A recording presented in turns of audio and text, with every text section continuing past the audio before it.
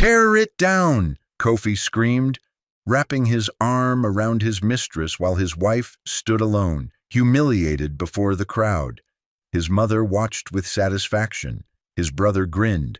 Then the construction foreman walked over holding a document, his face pale. "Sir, whose house is this?" Everything Kofi believed was a lie. Now let me take you back to that Saturday morning in Atlanta, Georgia. Beautiful spring day, sun shining, birds singing, the kind of morning that should have been peaceful.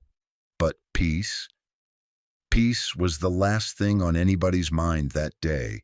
There's a demolition crew parked outside this gorgeous suburban home. Big trucks, heavy equipment, the kind of machinery that says somebody's about to tear something down to the foundation. And the neighbors, man, they're out on their lawns with their phones out, recording everything, because drama in the suburbs spreads faster than gossip at a family reunion. Standing in the driveway is Kofi, 38 years old, wearing designer everything, looking like he just stepped out of a magazine.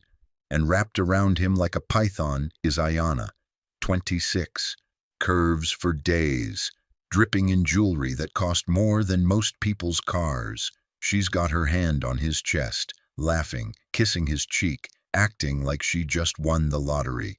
And maybe she thought she did. But over by the mailbox, standing alone like a tree in the middle of a storm, is Nia, 36 years old.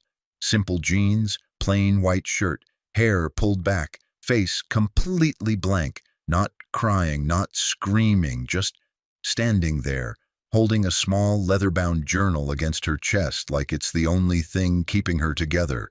And standing right next to Kofi, clapping like they're at a celebration, his mama, Lorraine, 62 years old, wearing a church hat on a Saturday like she's about to testify, and his younger brother Terrence, 34, got his phone up recording the whole thing, grinning like this is the funniest thing he's ever seen. Kofi's voice is loud enough for the whole neighborhood to hear. "I said tear it all down, every brick. My wife doesn't deserve this house anymore. This land belongs to my real woman now." Ayana squeals and claps her hands like a child on Christmas morning. Then she looks over at Nia and waves. Actually, waves. "Thanks for keeping it warm for me, honey." The disrespect, the audacity, the sheer ugliness of it all. Lorraine jumps in, loud and proud.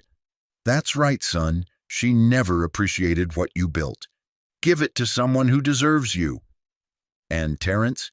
He's panning his phone camera from Kofi to Ayana to Nia, narrating like he's hosting a reality show. "Y'all seeing this? My brother upgrading. Out with the old, in with the gold." He posts it straight to social media. No hesitation, no shame. The neighbors are whispering, pointing. Some of them look uncomfortable, like they know this is wrong but don't want to get involved. Others are eating it up like it's entertainment. And Nia, she hasn't moved, hasn't said a word, just standing there clutching that journal, eyes empty like the lights are on, but nobody's home. The head foreman, a man named Dennis, mid-50s, salt and pepper beard, been in construction for 30 years, walks toward the house with his crew. He's got the property deed in his hand, pulled it from the county records to make sure all the permits are in order. Standard procedure. You don't demolish a house without verifying ownership first. Liability issues, legal issues, the kind of issues that can shut down a whole company. Dennis is reading the document as he walks. Then he stops. His face changes. He reads it again, then a third time. His hand starts shaking just a little bit. He turns around and walks slowly back toward Kofi. His crew notices. They stop unloading equipment. Something's wrong. "Sir," Dennis says, his voice careful, professional, "I need to ask you something. Whose house is this?" Kofi laughs.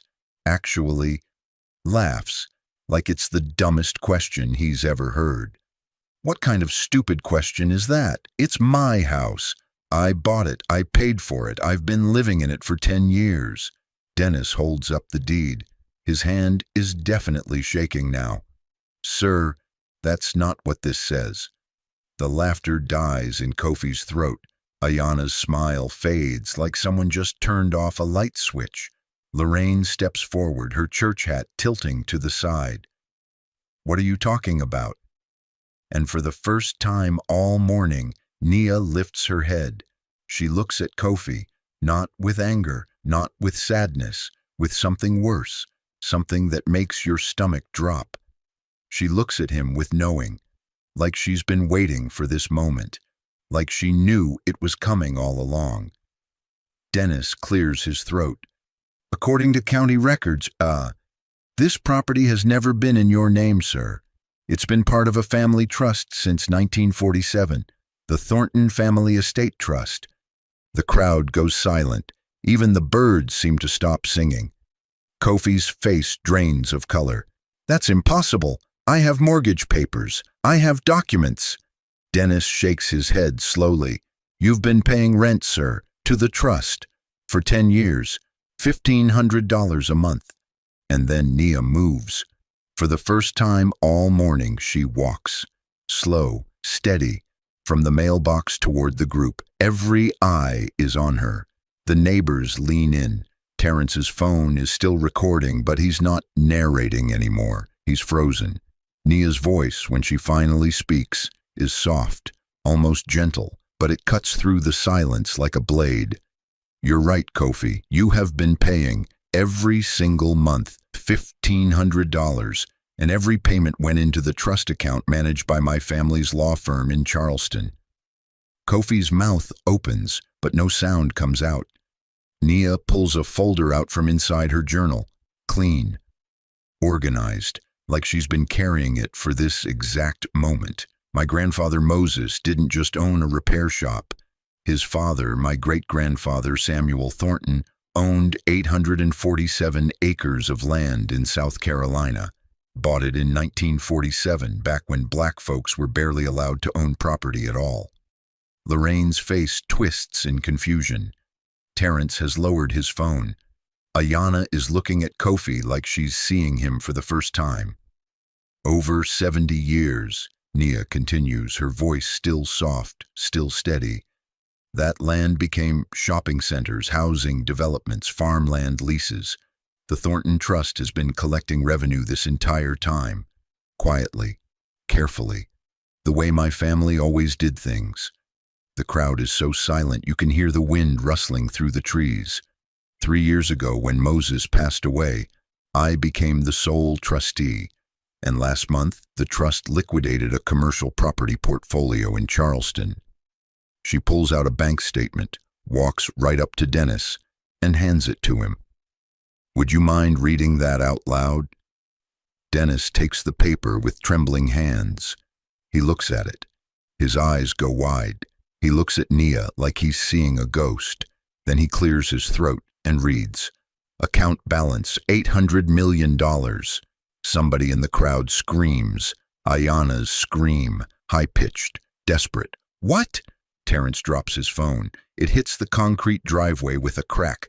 Kofi stumbles backward like he's been punched. And Nia, she doesn't raise her voice, doesn't gloat, just keeps talking in that same soft, devastating tone. "This house? I let you think you owned it, Kofi. For 10 years, I let you believe it was yours. Because my grandfather Moses taught me something. He said, 'Baby girl, let people show you who they really are before you show them who you really are.'" She turns to look at Ayana, and there's no anger in her eyes. Just pity. "You're welcome to him. You can have him. But the house? The car you've been driving? The credit card you've been using to buy those bags and those shoes? All of it was trust property, and as of 9 o'clock this morning, all of it's been revoked. The car's been repoed from the mall parking lot where you left it an hour ago. The credit card's been declined, and that apartment Kofi's been paying rent on for you, the lease is in the trust's name, too. You've got 72 hours to vacate." Ayana's face goes from bronze to gray. She looks at Kofi like he's suddenly covered in garbage. "You told me you owned all of this. You lied to me." Kofi's hands are shaking. His voice cracks when he tries to speak. "Nia, Baby, wait. I didn't know. I swear I didn't know.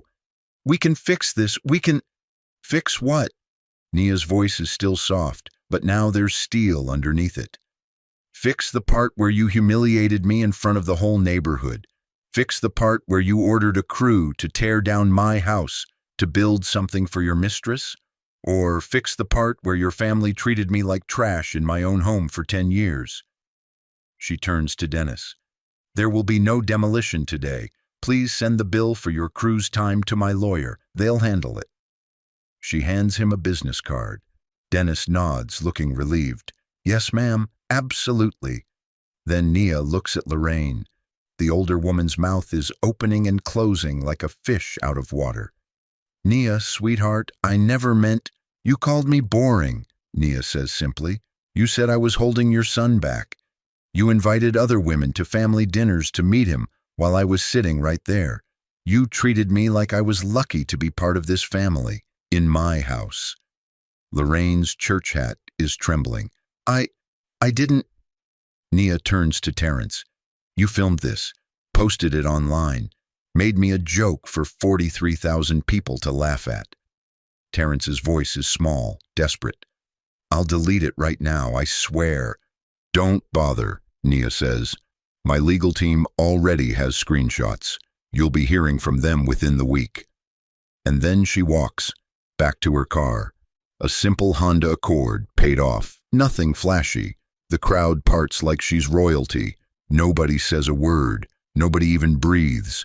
She gets in, starts the engine, and before she drives away, she rolls down the window one last time, looks at Kofi, really looks at him, and when she speaks, her voice carries across the whole driveway. Moses used to say, baby girl, never let them see what you're holding until it's time to play your hand. Today, I played mine. Then she drives away, smooth, calm, not speeding, not peeling out, just leaving. And Kofi drops to his knees right there in the driveway, literally falls to his knees like his legs just gave out. Ayana is already walking away, phone pressed to her ear, calling somebody else, anybody else. The neighbors are standing there in shock. Some of them are already pulling out their phones to call their friends. This story is going to spread through Atlanta like wildfire. And Dennis and his crew? They're packing up their equipment, shaking their heads, probably already planning how they're going to tell this story for the rest of their lives. Now, to understand what really happened that morning, we gotta go back, way back, to a small town in South Carolina where Nia grew up, and to the man who raised her with one simple lesson. Patience is power. 25 years earlier, Nia was 11 years old, living with her grandfather Moses in a tiny house next to his repair shop. Her parents had died in a car accident when she was 7. Drunk driver, wrong place, wrong time. The kind of tragedy that breaks some people. But Moses didn't break. He just held her tighter and taught her how to stand. Moses was in his 70s back then. Quiet man, dignified. The kind of man who spoke softly, but when he spoke, everybody listened. He owned a small repair shop, fixed everything from lawnmowers to tractors. Folks in town respected him, trusted him, would bring him their broken things and know he'd make them right. But what most folks didn't know was that Moses came from money. Real money, old money, the kind that doesn't show off because it doesn't need to. His father, Samuel Thornton, Nia's great-grandfather, had been one of the first black men in South Carolina to buy land after the war. Not the Civil War, the Second World War, 1947, when the country was still segregated and black folks owning property was seen as a threat by some and a miracle by others. Samuel was smart, strategic. He bought land that nobody else wanted because it was too far from town, too swampy, too difficult to farm. But he knew something they didn't. He knew the highways were coming. He knew development was coming. He knew that patience and planning beat quick money every single time. And he was right. By the time Samuel died in 1983, that worthless land had become shopping centers, housing developments, commercial properties. The Thornton Trust was worth millions, and it was all kept quiet, low-key, the way Samuel wanted it. Moses inherited the trust, never touched the principal, lived simply, worked in his repair shop because he liked working with his hands. And when his granddaughter came to live with him, he taught her the same values his father had taught him. On Nia's 12th birthday, Moses gave her a leather-bound journal. Old, worn, beautiful. "This was your grandmother's," he told her, sitting on the porch while the sun set behind the trees. She wrote down every promise people made to her, every truth she discovered. "One day, you'll need to write your own truths in here." Little Nia held that journal like it was made of gold. "Why, Papa Moses?" "Because, baby girl, people will always show you who they are. Your job isn't to fix them, it's to believe them and act accordingly." Moses raised her with old-school values: dignity over drama, observation over reaction, silence over screaming. He taught her chess, taught her patience, taught her that real power doesn't need to announce itself. "The loud ones," he'd say, moving a chess piece with careful precision, "they're usually the weak ones. The quiet ones, that's where the real strength is." Nia grew up soft-spoken, kind, generous. Teachers loved her. Friends trusted her. She was brilliant in school, earned a full scholarship to Spelman College in Atlanta, studied business and graphic design. Moses was so proud he cried at her graduation, didn't even try to hide it. That's where she met Kofi, community church event. She was 24, he was 26. He was charming back then, ambitious, working in tech sales, climbing the corporate ladder fast. He came from a loud family, flashy, the complete opposite of Nia's quiet upbringing. And maybe that's what attracted her. The energy, the confidence, the way he filled a room. Kofi loved that Nia was low maintenance. That's what he called it, low maintenance. Didn't ask for much, didn't demand attention, didn't cause drama. "You're so easy to deal with," he'd say, like it was a compliment. And Nia, she'd just smile, because she wasn't easy. She was strategic, but he didn't know the difference. They dated for 2 years. He proposed at a family barbecue, big and loud, with everybody watching. Nia said yes because she believed in him, believed in the man he could become, believed that love and patience could build something real. They got married. Small ceremony because that's what Nia wanted. Kofi was making good money by then, moving up in his company. 3 years into the marriage, he told Nia he wanted to buy a house. Something nice. Something in a good neighborhood. A real investment. Nia listened to him talk about mortgages and down payments and interest rates. And then she made a phone call to the family lawyer in Charleston. A week later, Kofi signed a lease-to-own agreement on a beautiful house in suburban Atlanta. He thought he was buying it. The paperwork was worded carefully, legally sound but deliberately vague. And Nia? She never corrected him. She just smiled and helped him move in. For 10 years, Kofi paid $1,500 a month, thinking it was a mortgage. It went straight into the trust account. And the house? The house had always belonged to the Thornton Trust, had been purchased through the trust in 1998 as an investment property. Nia had just been waiting for the right time to live in it, but then Moses died. 3 years into Nia's marriage. Heart attack, sudden, devastating. Nia was heartbroken. Moses had been her rock, her foundation, her everything. At the funeral, a lawyer she'd never met approached her with a sealed envelope. "Your grandfather instructed me to give you this when the time was right." Nia opened it in private, sitting in Moses's old repair shop, surrounded by tools and memories. The letter was in Moses's handwriting, shaky but clear. "Baby girl, if you're reading this, I'm gone. And I need you to know something. The trust is yours now, all of it. 847 acres, 32 commercial properties, investment portfolios. Everything your great-grandfather built, everything I protected, it's yours. But more than that, I'm giving you permission. Permission to be strategic, permission to watch, permission to wait until people show you exactly who they are. And when they do, baby girl, when they show you their truth, you act accordingly. I love you, I'm proud of you, and I'm always with you, Papa Moses. Nia folded that letter, put it in the journal, and started writing, started documenting. Every late night, Kofi came home smelling like perfume. Every credit card receipt she found in his pockets. Every time Lorraine made a snide comment about her cooking or her clothes. Every family dinner where Terrence made jokes at her expense. She wrote it all down. Not out of anger, out of strategy. Because Moses had taught her, when you know the truth, you don't react. You prepare. 6 months before that demolition day, Nia first saw the name Ayanna in Kofi's phone. Text messages, lots of them. Late-night calls. Kofi taking his phone into the bathroom, into the garage, anywhere Nia wasn't. She didn't confront him, didn't scream or cry or throw things. She just watched, waited, wrote in her journal. Ayanna worked as a bartender at an upscale lounge downtown.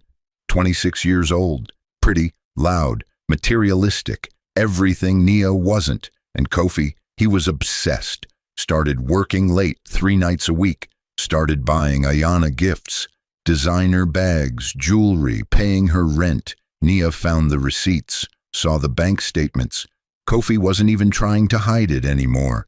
And his family, they made it worse. Lorraine had always treated Nia like help, like staff, criticizing everything. My son deserves a woman who can give him babies. You've been married 10 years. Where are my grandchildren? You're holding him back. Never mind that Nia and Kofi had agreed to wait. Never mind that Kofi was the one who said he wasn't ready. In Lorraine's mind, it was all Nia's fault. Terrence was no better, constantly making jokes. Man, if I had a wife that boring, I'd upgrade too. Said it right to Nia's face at a family dinner. Everybody laughed. Even Kofi smirked. And Nia? She sat there, quiet, calm, eating her food, writing it all down in her mind so she could put it in her journal later.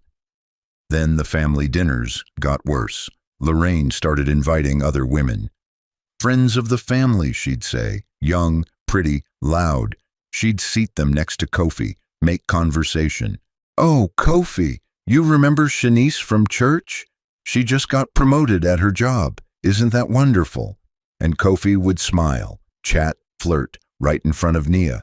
The disrespect was suffocating, but Nia didn't fight, didn't scream. She just watched, documented, and waited. Then Kofi stopped wearing his wedding ring. Just took it off one day. When Nia asked about it, he shrugged. It was bothering me. He moved into the guest bedroom, stopped coming to bed, stopped pretending. And then one night, after a family dinner where Lorraine had outdone herself with the disrespect, Kofi came home and told Nia the truth. Or what he thought was the truth. I want a divorce, he said. Simple as that. No emotion, no apology. And I want you out of my house. You've got 30 days.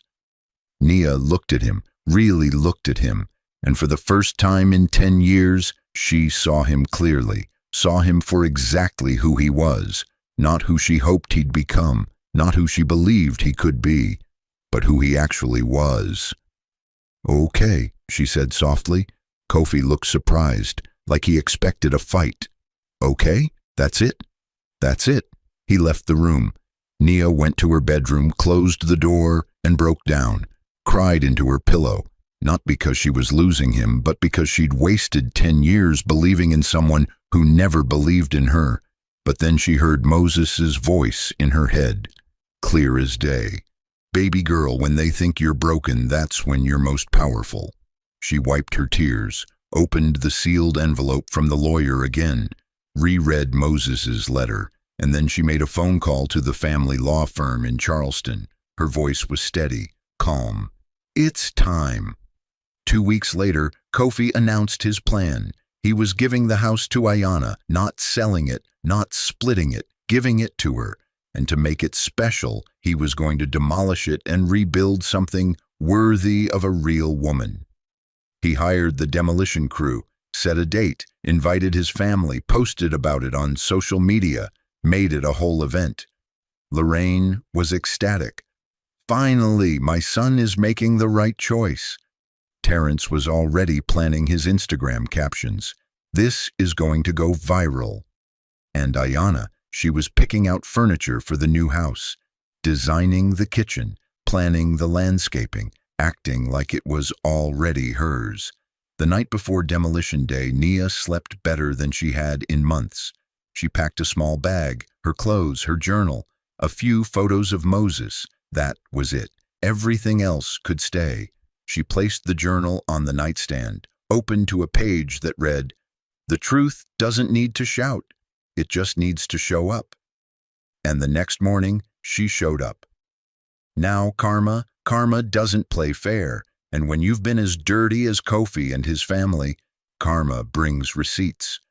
3 months after demolition day, Kofi's life had completely fallen apart. And I mean completely. First, he lost his job. HR at his company found out he'd been using company credit cards to buy gifts for Ayanna. Thousands of dollars, jewelry, bags, dinners, all on the company dime. They fired him immediately. No severance, no recommendation. Just a security escort out of the building with his belongings in a cardboard box. Then his car got repossessed. Turns out the lease was in the trust's name. Nia had co-signed as the trustee when they first got it. Once the divorce was filed, she revoked authorization. Repo Man showed up at 2 in the morning and towed it right out of Lorraine's driveway where Kofi had been staying. His bank accounts got frozen pending divorce proceedings. What little money he had was tied up in legal fees trying to fight for something, anything from the trust. His lawyer took one look at the case and laughed him out of the office. The trust was established in 1947, Mr. Williams. You have zero legal claim to any of it. Your wife was the trustee before you even met. You want my advice? Sign the papers and move on. So Kofi moved back in with his mama, sleeping in his childhood bedroom, 38 years old, broke, embarrassed, destroyed. And that social media post Terrence made? It went viral, but not the way they wanted. The comments were brutal. Bro really demolished his marriage for a woman who left him broke. Imagine fumbling a billionaire because you couldn't keep it in your pants. This man ordered a wrecking ball for his own life. She played chess while he was playing checkers. Kofi couldn't go anywhere without being recognized. People in the grocery store would point and whisper. His boys stopped calling. His network dried up. Nobody wanted to be associated with the guy who embarrassed himself on that level. And Ayanna? Oh, Ayanna was gone like smoke in the wind.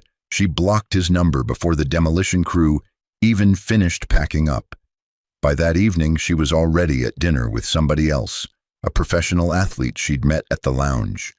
Kofi tried showing up at her apartment, sat outside in his mama's car, calling and calling. She finally came to the door, but she didn't open it, just yelled through it. "You told me you owned that house. You told me you were rich. You lied to me." Her voice was shrill, angry. "I don't date broke men. Lose my number." Kofi sat in that car for 2 hours, crying, like actually crying. Security had to come, tell him to leave. Lorraine tried reaching out to Nia, called, texted, even showed up at the law firm's office in Charleston. She got escorted out by security. Nia had her blocked everywhere, every number, every platform, every possible point of contact. Lorraine's church friends found out what happened, the whole story, how she'd treated Nia for 10 years, how she'd encouraged Kofi to leave her, how she'd clapped and cheered while he humiliated his wife in public. One of the church elders pulled her aside after service. "Sister Lorraine, you disrespected that young woman for years, and she was the one blessing your son's life. Shame on you, real shame." Lorraine's reputation in the community crumbled overnight. Women who used to call her for advice stopped calling. Invitations to events dried up. Even her prayer group started meeting without her. And Terrence got hit the hardest in some ways. Nia's legal team filed a lawsuit against him for defamation, harassment, and invasion of privacy. That video he posted had gotten millions of views by then, and every single one was evidence. His employer, a corporate bank, saw the video, saw his involvement, called him into HR. "Mr. Williams, your behavior online does not align with our company values. We're terminating your employment effective immediately." The lawsuit settlement cost him $75,000, money he didn't have. He had to take out loans, sell his car, move back in with Lorraine too. And his girlfriend? She left him the day she found out he was broke, didn't even pack her stuff, just texted him that she was done and blocked him. So now Lorraine's house had both her sons living there, both broke, both embarrassed, both blaming each other. The divorce was finalized in a strip mall lawyer's office. Kofi's attorney was the cheapest he could find. Nia didn't even show up. Her legal team handled everything. Kofi signed the papers with shaking hands, got nothing, and walked out into the parking lot feeling like his life was over, because in a lot of ways, it was. 6 months after Demolition Day, Nia was living in Charleston, South Carolina. She'd bought a quiet estate near the water. Beautiful, peaceful, the kind of place where you can sit on the porch and hear nothing but waves and birds.